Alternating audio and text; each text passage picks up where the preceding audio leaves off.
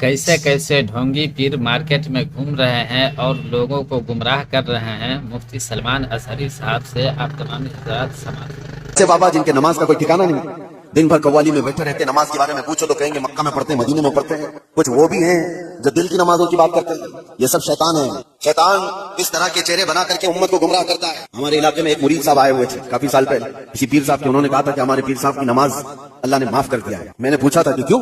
कहा इतना तकवा हो गया, इतनी इबादत की है कि उनको अब ये ज़ाहिरी नमाज की जरूरत नहीं है, वो बातिनी नमाज पढ़ते हैं। मैंने उनको एक स्प्रे मारा था, वो अभी तक आए नहीं वापस। कहा शरीयत में 4 लोगों पर नमाज माफ है।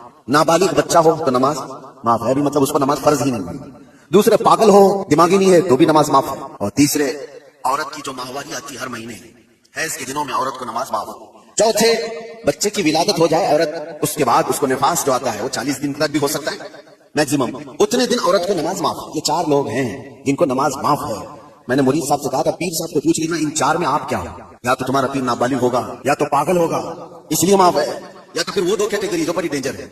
पूछ ले। तो ऐसे पीर जो नमाज नहीं पढ़ते हैं और ये कहते हैं कि मेरे ऊपर से नमाज मुआफ़ हो गया है, तो ऐसे पीरों को हरगिज़ आप लोग ना बुलाए और उनसे मुरीद ना हो, क्योंकि जो 4 चीज़ें मुफ्ती साहब ने बताई है उसके अलावा किसी भी हालत में नमाज मुआफ़ नहीं है।